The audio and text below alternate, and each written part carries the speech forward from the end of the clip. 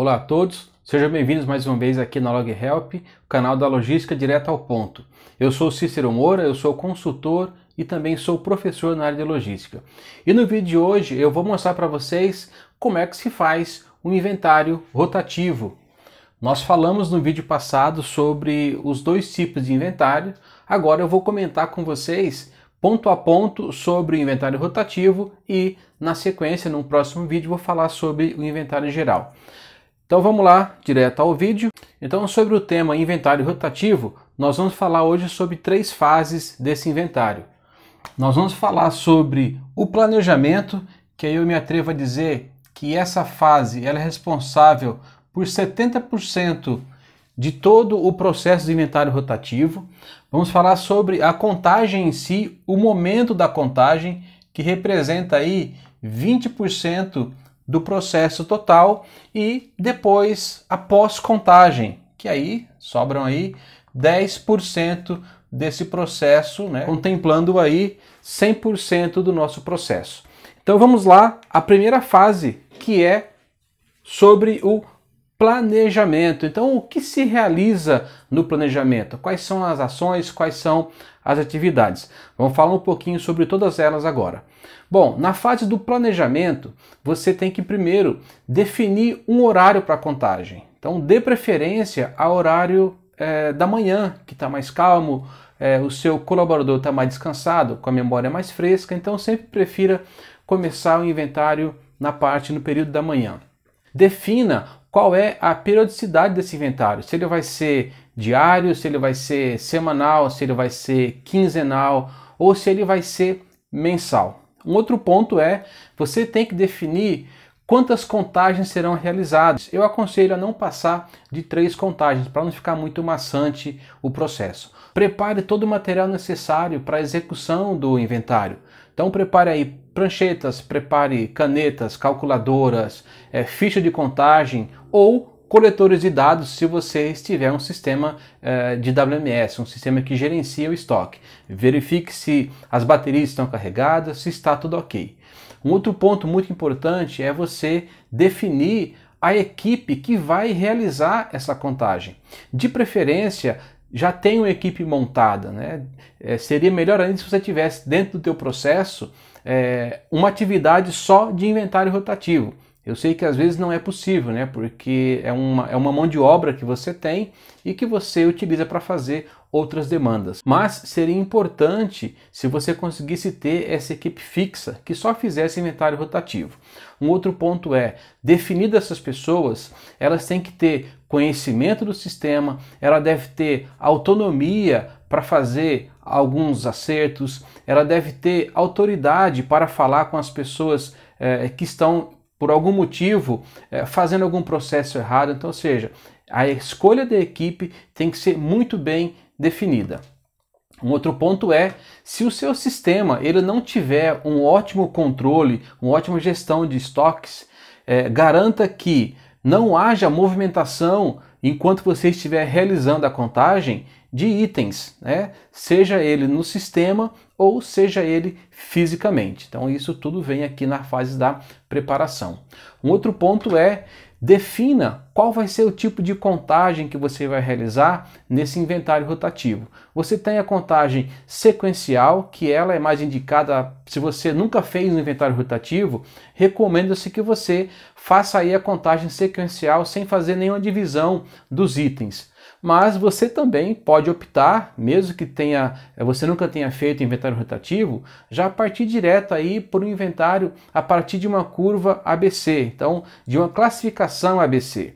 E aí essa classificação, o critério dessa classificação fica aí à sua escolha. Pode ser os itens que mais são vendidos, os itens que têm maior valor agregado, os itens que são importados e aí pode sofrer alguma parada no porto, os itens que são de fornecedores nacionais, mas que tem um lead time de entrega, um tempo muito grande de entrega. Então você faz aí a classificação de acordo com a tua necessidade. Esse é o ponto principal do inventário rotativo, é você escolher a classificação desse tipo de inventário, dos produtos, né? Você pode escolher famílias de produtos, aqueles que são mais críticos. Aí você tem que fazer uma análise dentro, olhar para a tua operação e ver qual é aquele item que, se faltar, o impacto vai ser muito grande na tua operação. Defina também as categorias de produtos ou os produtos que vocês vão contar. Definidas essas categorias de produtos, defina quais dias da semana você vai fazer essa contagem, ou por qual quinzena você vai fazer essa contagem, dependendo da periodicidade. É importante que você fixe esses períodos para você realizar essa contagem de maneira mais programada e mais assertiva. Bom, e com isso a gente finaliza o processo de planejamento do inventário. Então veja que essa é uma fase onde você tem que demandar um pouco mais de tempo para você pensar em toda a estratégia que você vai montar para realizar essa contagem. Agora a gente vai falar um pouco sobre o processo da contagem em si. Então chegou o momento de você realizar a contagem. Como é que essa contagem deve ser feita?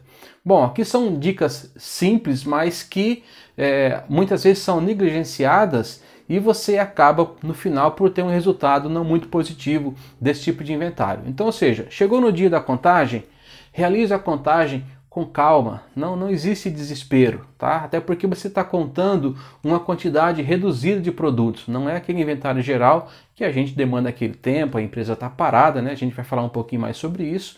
Então realize a contagem com calma. Não dê continuidade a uma atividade se você tiver dúvidas. Então, está com dúvida? Pare, pergunte para o superior, pergunte para quem conhece melhor aquele processo. Então, não leve adiante nenhuma atividade se você tiver dúvida. Realize todas as contagens que foram definidas lá no planejamento. Então, se são 3 contagens, realize essas 3 contagens antes de você levantar algum tipo de diferença, antes de apontar alguma diferença final.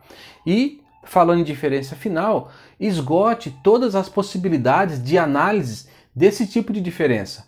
Então, não vá na primeira impressão que você tem, porque você achou algum tipo de erro, ou suspeitou de algum erro. Analise mais a fundo, verifique se o que você está pensando realmente aconteceu. Então esgote essas possibilidades, analise o mais fundo possível. Não se envolvam com outras atividades que não são a de contar o produto. Então não saia, não vá atender nenhum outro chamado, seja para movimentar material, para liberar material. Então a sua atividade naquele dia é fazer o inventário. Então você tem que ficar focado em fazer o inventário, em fazer a sua contagem correta, porque qualquer desvio de atenção que você tenha pode ser o motivo aí de você apontar erroneamente uma diferença de inventário. Beleza? Um outro ponto agora, nós vamos falar sobre o processo de pós-contagem. Então, o que você tem que fazer logo após você ter realizado a contagem do inventário. Então, nessa fase do processo, ela não tem muitas atividades, mas existem atividades importantíssimas que, se não forem feitas nessa fase, ela coloca tudo a perder no seu próximo inventário. Então, vamos lá, quais são elas? Primeiro, realize imediatamente todos os acertos que você encontrar. Então, se você encontrou diferença nos produtos, logo após finalizar a fase de contagem, você já tem que fazer esse apontamento, esse lançamento, esse acerto no sistema. Quanto mais você demora para fazer, pessoas vão estar usando erroneamente as informações do estoque. Então, terminou o inventário, já faça imediatamente os acertos. E aí vem uma fase mais analítica, que é: busque a causa raiz de todas essas diferenças no estoque. Encontrando essa causa raiz, você passa para o segundo passo, que é montar um plano de ação. Então, ou seja, você tem que traçar aí ações para que essas causas raízes que você encontrou, esses motivos, eles sejam eliminados, para que você não tenha no próximo inventário os mesmos erros que você teve nesse inventário passado, nesse que você acabou de fazer.